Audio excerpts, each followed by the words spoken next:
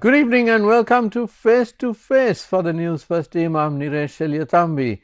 With me this evening is well-known activist Dr. Ajantha Perera, who is here to talk about the situation surrounding the Express Pearl disaster, the judgment, and then, of course, the refusal of the shipping company to pay the compensation which the Supreme Court has ordered. Well, we shall try to do this without, of course, interfering in the court proceedings, but we need to keep the public informed of what's going on, because this is a situation which is very fluid. Things are happening every day, but it affects the public of Sri Lanka. Good evening, Dr. Ajantha. Evening. So good to be here. Right. So, Dr. Ajantha, you have been part of this amazing, incredible saga of the Express Pearl disaster.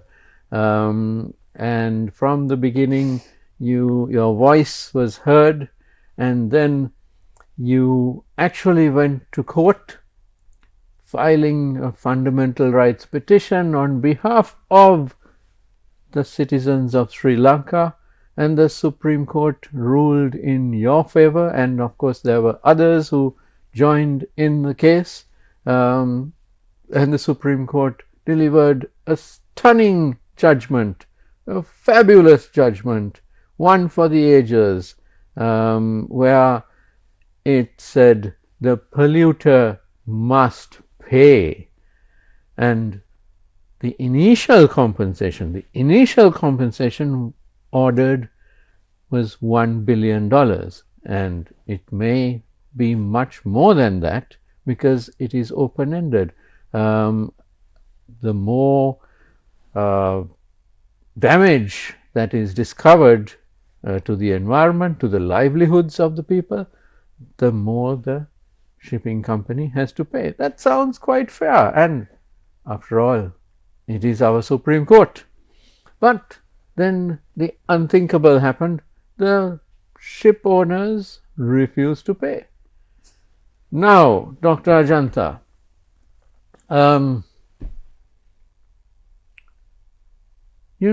in Sri Lanka, we respect our courts and our judges. Yes. Whether it is your local magistrate or the High Court or the Court of Appeal, and certainly the Supreme Court. And when I read these press statements by the shipping company, I was very upset. The language used was, in my humble opinion, an insult to the judgment and to the Supreme Court. And we are not used to that in this country. We don't criticize our Supreme Court because they are very learned people. But here we have suddenly something else happening, and a refusal to abide by the ruling of the court. What are your thoughts on this? And of course, this case is now ongoing because the Supreme Court has met again on this, and the government has issued a statement saying that it has asked the Attorney General to recommend what action should be taken. So it is going on. But what are your thoughts? You are a person who fought for this, and you were happy with the judgment on behalf of all Sri Lankans, and then the money doesn't arrive. Well, I really must say, just like what you were saying, the Supreme Court judgment is an excellent judgment that has come about, I think, throughout the world for the first time, so straightforward, so comprehensively, exactly what to be done. And I think it was one of the most beautiful and the fantastic judgments ever given. And therefore, to be very frank with you, I firmly believe that the shipping people, the shipping agency or whatever, the express ship feeders, owners, yes. They were totally surprised because maybe they were really startled by the whole judgment itself, because it spelled out exactly how things should be done, and then they took the responsibility of monitoring it. And it's very rarely that a Supreme Court would take such an interest in order to monitor the progress of something that they have decided upon, as especially an environmental work. And they were willing to be part and parcel of it and not let it go. And that was a fantastic thing, for the Supreme Court to decide upon. I am not too surprised by the response of the shipping people, the owners, because they are, at the moment, they are putting on a little drama to see how far they can go. That's it. Simple like that. Just like a child being told, no, you can't have the ice cream, and the child will play around, put on a tantrum in order to somehow get the ice cream. The similar response that has come from the ship owners, we can't expect anything better than that from them. But the reality is that we will receive the compensation due, and not only we will receive the compensation due, but we will work on it in such a way that the compensation will continue to occur, because we will show them how valuable the marine ecosystem is for a nation.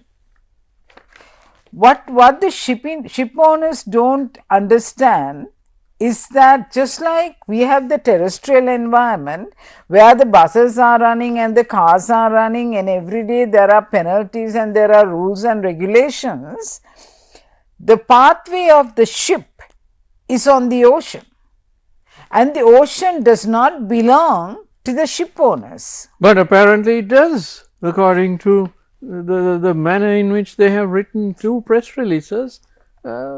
They seem to be taking ownership of the ocean. They don't. And this our ocean, by the way, it's our territorial waters. It's just about 3 or 4 kilometers from Uswetake. Exactly. Not on the high seas. So, but they seem to be taking ownership. No, this is the mindset of those who have power through money. When you have money, we in Sri Lanka don't recognize that anymore. We had something called the Aragalaya. And this power through money went out of the window. So this is another step. I firmly believe this is another step that Sri Lanka is taking to set an example to the world. See, I'm happy that the ship owners actually resisted, because it gives us an opportunity to prove that we are not, our decisions are not determined by how they behave, but we believe in justice. Justice is what we are fighting for. We are not fighting for anything else. It's not the dollars that we are fighting for. We are fighting for justice, because Sri Lanka owns the terrestrial environment that it has and the marine environment. We own it and it's ours, and therefore within that EEZ zone, we are very aware of the fact that the natural resources within the ocean belongs to Sri Lanka, and we are very proud of the natural resources that we do have. The corals, the seagrass, the seabed, we are very proud of the nature that we have inherited, and no one has the right to damage it. The ship came without telling us that it was in danger of exploding, and yet they came in and it did explode, and it caught fire, and it damaged our marine environment, and we've lost so many turtles, we lost dolphins, we lost a huge number of fish, and now we have an area which we can call a vacuum, where life does not exist. There was such a beautiful life in the ocean in that region, And now all of a sudden it's all empty. And all what we have are 1,400 containers having toxic substances in there, oil in there, and then how much of plastic pellets have been dispersed all over the place. So what the express fur ship did to us was destroy our environment. Not that I will not tell them that I don't forgive them. I have no right not to forgive them. But the damage that they have caused, they need to pay for it. Because we need to restore that environment. We are not, our mindset is not about dollars. Our mindset is about justice, and I want justice. And we will fight for that justice, and we will ensure we will get it. And this story will become one that the world will always look at and say, they've achieved victory because they went after justice. That's what we want. We want a story to tell for generations, and we will not give up. Very well said indeed. And let me just point out that just a couple of days ago, or about a week ago, the United Nations office in Sri Lanka expressed concern over Singapore-based shipping company Express Feeder's refusal to comply with a Supreme Court order to pay US $1 billion in compensation for the Express Pearl maritime disaster. In a statement posted on X, the UN office said the company's refusal to honor the ruling was deeply concerning. Yep. And they have gone further and said, we urge the shipping company to review the scale of damages to the people, coasts, and marine life, and to uphold justice for communities and the ecosystem. Yeah, the justice that we seek after is that all these containers are having toxic material at the moment because it's all mixed up. Now the fish in that area are absorbing it, and I myself have done for my PhD the work where how quickly the fish would take up the toxins, how quickly they'll take up the chemicals and get stored in their body. And once it gets stored in the body and it ends up on your plate, we are eating it and it gets into our system. Now the biggest question that we have is, how safe are the fish that we are eating?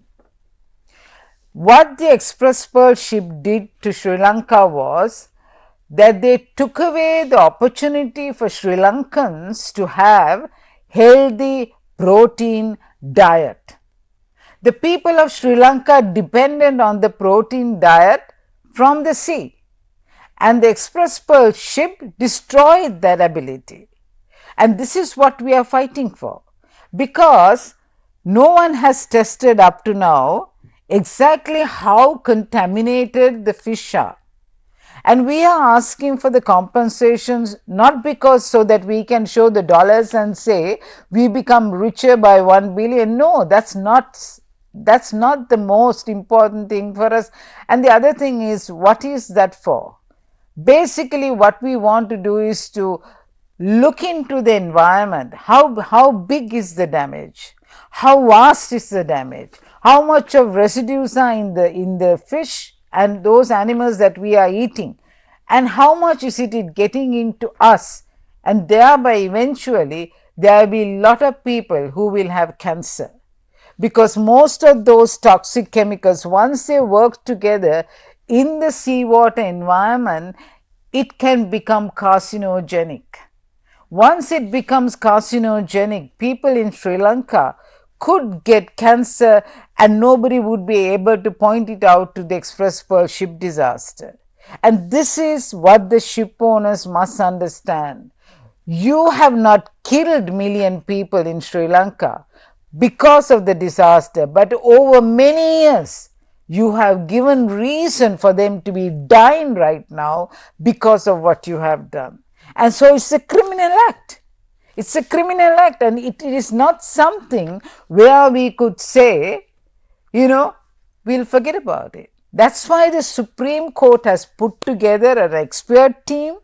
They have put together And I a believe you are now appointed to that expert team. exactly, and I'm very happy about that, and I'm so grateful to the Supreme Bench for appointing me, because that is such a opportunity for us to work And hard a and restore. responsibility. It's a huge responsibility, and I'm very happy that basically this whole scenario of what happened with the Express Pearl ship disaster, all what we want is to set a case that anyone can follow and make sure that it does not happen again. What the ship owner must realize is, what we are working towards is that this kind of a disaster will not happen to neither to Sri Lanka, to any other nation in this world, because it's a terrible thing today. Myself, as a scientist, very often I think when I see fish being sold in the market, and I think, when they are from the sea, I think often how much of poison could be in that fish. None of us know about it, and children are eating that. And it all leads back to the containers which are right now lying in the seabed. Right. And as I read these press releases by this shipping company, I am absolutely flabbergasted at the wording. And you know, Dr. Ajantha, that language, the English language, words are my forte. We are journalists, and we would never write anything like this. For example, the press release of which was released in August, refers to the court's intent to lay all the blame. One does not say the Supreme Court has an agenda, an intent to do this or that. That's insulting to the court. Exactly. You don't do that. And it has gone further. It says it is urging the court to embark on rational decision making and judgments. Our Supreme Court certainly makes rational decisions and judgments. That's an insult to, I think, all Sri Lankans, that we would have a Supreme Court which does not make rational decisions and judgments. So it's quite appalling, this language. And they go further to say this judgment ignores accepted international maritime law. Well, I would think our Supreme Court justices know all about international maritime precisely, law. Precisely. And it says it says something very strange here. It says we fear the inevitable rise in import-export costs and the broader impact on the people of Sri Lanka. No, they can't threaten like that. Well, they seem to be saying that shipping companies will increase their charges to come to Sri Lanka or something like that, and that it will have a impact on our cost of living, perhaps. Well, very nice of them to be concerned about the price of goods in Sri Lanka. Thank you very much. But I'm sure we have a government which will handle that. Exactly. Wouldn't you agree? Well, basically, it's a very strange thing that a shipping company, ship owners do not know the maritime law. They themselves do not understand what the maritime law is about, because it says very, very clearly that the seas cannot be polluted in any way with plastic. Plastic pollution is not accepted at all. And when you look back, billions of plastic nurdles were scattered all over. And today we have microplastic, we have nanoplastic, and these are all toxins. What they have left for us in Sri Lanka is only pollutants. What has the ship given us? They brought their ship to our area, and basically it caught fire, and all the rubbish is ours, and the toxins and harmful substance. So I have a feeling they do not understand the value of the sea. The sea does not belong to the shipping companies. It belongs to the people of that particular area, the region, the countries where they are. And another thing is, you know, basically, if you look at the maritime law, if you look at the law, the MARPOL, the UN's clause, and then you have the Stockholm Convention, you have the Basel Convention, all these things are talking about protecting the sea. Why do we have conventions? Why do we have agreements? Why do we sit together and sign treaties? It is to protect the natural environment. And if the shipping companies don't understand that, there's a big question mark about it. Because, you know, I mean, basically, we believe that they are responsible people. And when they write a letter of that nature, it shows that they do not, I mean, they practically believe that the sea belongs to them, and it doesn't. And the worst scenario is, you know, now before this accident actually happened, there was a similar accident also in Mauritius in 2020. That was an oil tanker, I believe. Exactly. Which ran aground. Exactly. And see, there were several other accidents of that nature. And they have never learned their lessons. I mean, they find it very difficult to learn their lessons. And another thing that I've seen is that there are in IMO should become much more responsible than this, because IMO never had guidelines on how to pack plastics. Only now in 2024 they have now listed out the guidelines how to pack pellets, but it's too late. It's already all over the ocean. See, it's very, very important for the ship owners and the IMO to understand that what they are carrying in their ships can become very harmful to the sea and thereafter to the people. They need to have proper guidelines. They need to have proper guidelines as to if there is a leaking container, what they need to do. I firmly believe that the people didn't know. Otherwise, why were they hiding it and bringing it to a country and knowing very well that there is a leaking container? Didn't they know about it? But they knew. They knew. The ship was in Dubai, and Dubai refused to allow those containers to be offloaded because they were leaking. And then the ship sailed with those containers and came all the way to Colombo. So that means they were not even aware how long it would take for this leaking container to mix up with other substances and explode.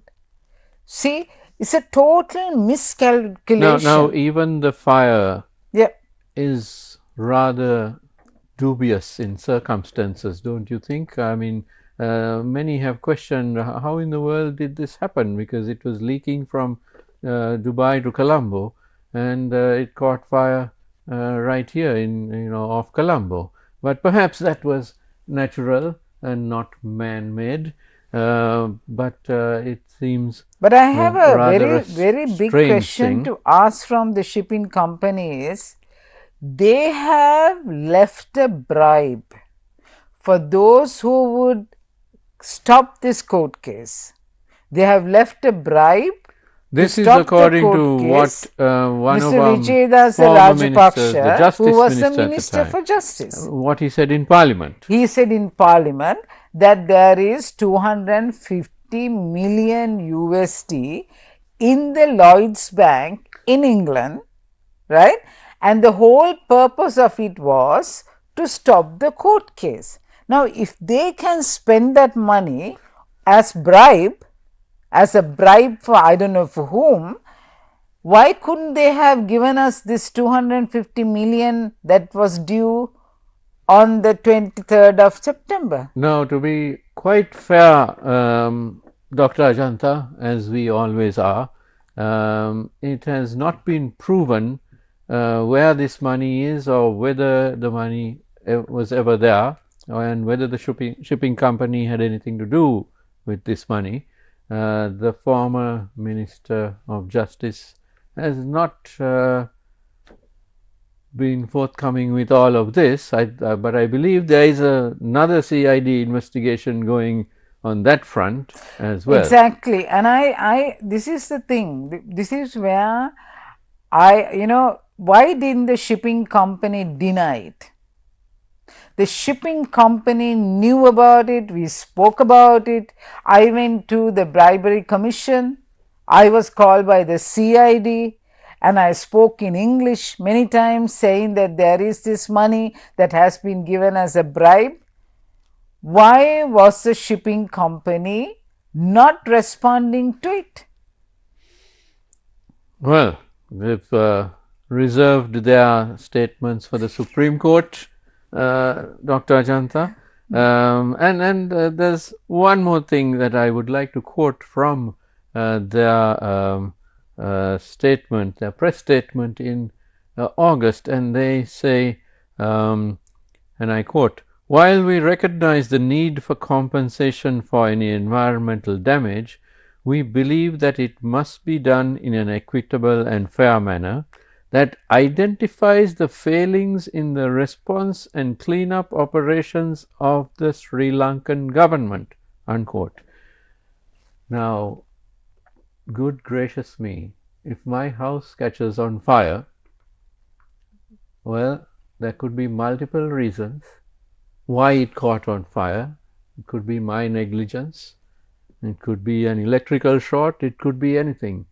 But I cannot blame the fire department, and that is what this statement is saying, that the government failed to adequately respond and clean it up. Well, we're not used to ships coming and doing this kind of thing and billions of noodles appearing on the beach. And also they did not allow us to take any samples, water samples. They did not allow us to take any sediment. They did not allow us to take any samples of fish from that area. And they said, no, don't tamper with all this debris. Don't come anywhere near it. Thereby, they stopped the collection of data during that particular period of time. When you said they, you are referring to MIPA, is it? They did not allow MIPA to do the work that was necessary for the court case. So, we actually lacked data within that particular period of time. So, how could they actually interfere with all that? How could they say that we would tamper with all these things and that basically we will be disturbing? So, I firmly believe that the shipping the ship owners did not cooperate so much with Sri Lankan people, because if they had the best, if they thought about us and if they thought about helping the people of Sri Lanka, what they should have done was to work hand in hand with the Sri Lankans, and they would have helped us to take the water samples. Thereby, we would be able to assess the whole scenario. They did not do that. They treated the MIPA, very especially MIPA, by pushing them aside and taking over the whole scenario. And as soon as the accident actually happened, the insurer came to Sri Lanka and they went and gave the people some money in order for them to start collecting the pellets. And they said, if you collect the noodles, they will bite. And they gave little bits of money to the people and kept them quiet. And these are wrong ways to go about. There is a government in this country, and what they should have done is to work with the government, not directly with the people, and there's a proper procedure to go ahead. And now they are so surprised by the Supreme Court because they know we are an intelligent nation. We have systems in place. Even though they do not want to accept it, we nevertheless have system in place, and we will move forward through that system. Now, Dr. Ajantha, the expert committee which answers to the Supreme Court and reports to the Supreme Court is expected to assess the damage, which is no small task. Exactly. It's a massive task. We need massive resources for this. And like I said, we don't have some kind of agency which is waiting for ships to catch fire and sink and jump in there and clean it up. Within a few days, we don't have that. No country has that. I mean, recently a ship sank off Kerala, and the Indian government couldn't deal with that one any better than we could deal with Exactly. this one. And they've got the same nodal problem as well. Exactly. So it's not the damage is massive, and it really can't be prevented by governments and communities. It is the responsibility of those who are transporting it, the shippers. Exactly. And then another thing is, the longer it takes, the worse the scenario is going to be. We need to understand that none of us have understood the marine environment so well, because it's a very, I mean, it's huge. And we can snorkel for a little while, we can dive for a little while, but that's a little bit of the area. We do not know exactly what's going on, and so it's a very dangerous area. And the longer the ship owners are taking in order to pay the compensation, the situation is getting worse and worse. And I think this is why it's very, very important that they deal with this, their emotions and all these things. They need to deal with that, and they need to give us the first installment. And I'm 100% sure every country in this world will say the ship owners will have to pay us. They can't just get away with that. I mean, basically, if they want to have a very bad name, and they can fight for a long time. But the thing is, we will not give up, because we need to assess our environment. Right now, we need to know exactly how the situation is, whether we could remedy it. We need to know exactly what's going on there, because it takes a while. And as I said earlier, our protein diet comes from there. We are a fish eating nation. Exactly. And therefore, the fishermen are suffering. Because there are certain patches of the area where there are no fish. So their fishing grounds have been destroyed. And to be very frank with you, with all these toxic chemicals in the seabed, it might take nearly 35 to 50 years for it to recover even a tiny bit, because the coral reefs are destroyed. Once the coral reef is destroyed, you can't overnight bring back the coral reef. It grows only 1 or 2 inches in a year, and it will take so many years for it to grow back. And where there are no corals, the biodiversity is very low, and you would not find the turtles, you would not find the fish, and the fishing grounds are destroyed. And they need to understand that. And now already the Manchester Metropolitan University has done research in that water, and they have found there are exceeding amounts of heavy metals in the fish. They have done the work in 2024, and they are already saying there are alarming amounts of toxicants in fish. But the problem that I have is to say it out loud so that there will be a panic in the country. We need to test these things out. We need to get the equipment. We need to start the work, and that's why the expert committee is in place. But Dr. Ajantha, we are not a rich country. Exactly. We don't have the financial resources to do all these tests, which this is a massive project to test everything up and down the coast, and it's not just at Uswetakayor.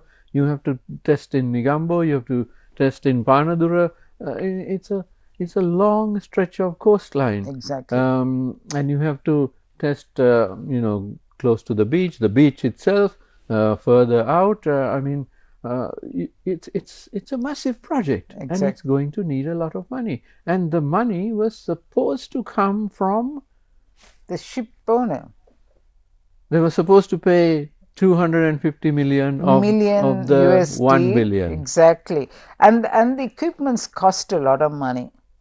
We need to really get those equipments, because today there are upgraded equipments there, and we need to get those equipments and we need to do the work. And the worst than anything else is, you see, if we find out that the residual levels are very high and it's not good for people to actually consume the fish, then we have a huge problem in hand, because we will have to stop fishing and the fishermen will be out of work and the whole fishery industry will collapse. And of course, it's the responsibility of the ship disaster that has led to it. So the sooner they work with us, sooner they cooperate, the better it is for them and for us, because we need to get that work done anyway. Now, the the shipping company does say that it will continue to engage with local authorities. What does that even mean? Sorry? The shipping company says it will continue to engage with local authorities. What does that even mean? What, are they actually doing anything right now? No, at the moment they are not doing anything at all, and they cannot work with the local, I mean, whoever they are referring to, maybe they are referring to MIPA. But MIPA by themselves cannot do anything. They are a regulatory body, so they cannot do any scientific work. And the scientific work can only be done by the experts. The scientific experts can only do that. And so, therefore, no matter how much they work closely with the regulatory authorities, the work has to come. Actually, the most important work is the scientific work right now.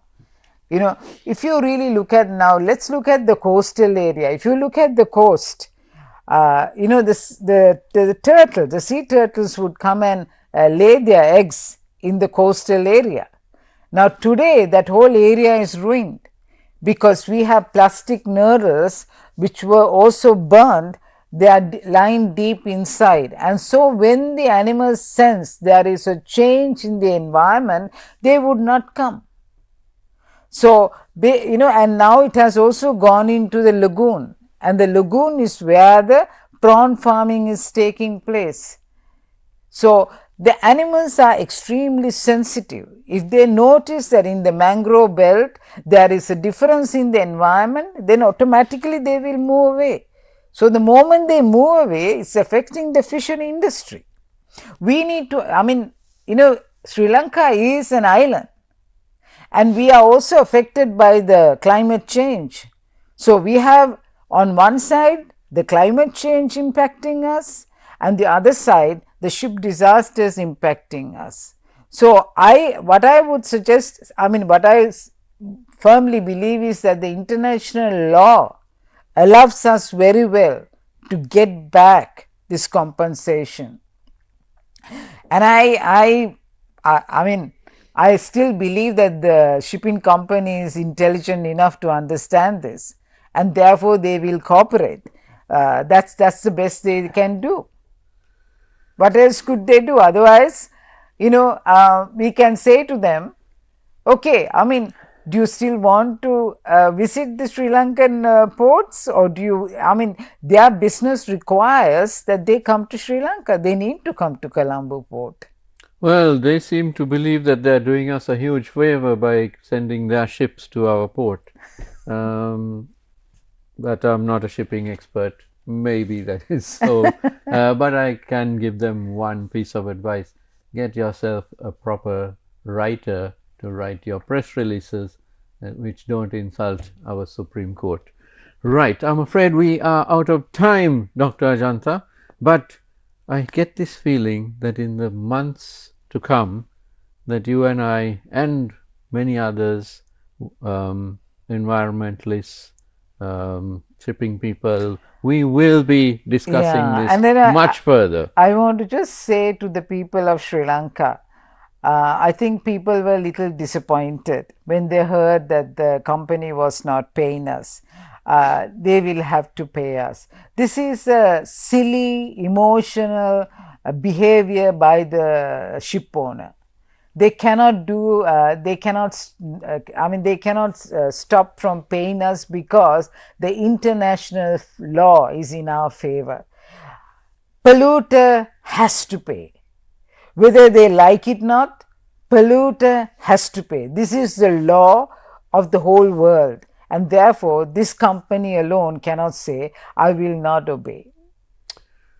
Yes, indeed, because the next time that I get stopped by a traffic policeman, I can't say I'm not going to obey you, because after all, he's the guy who's enforcing the law. Exactly. I can go to court, but then I can't say, well, I don't like the judgment of that magistrate. I do have to accept it whether I like it or not. And that is so in all judicial systems. Right. Thank you very much, Dr. Ajantha Perera, Thank you. our well-known activist who is an activist for We will succeed everything. and we will have victory. That's all I can say. Everyone can be rest assured. We will definitely have victory. Reassuring words indeed. And thank you to you at home for watching. Don't go away because the news is coming up next. As always, have a great evening.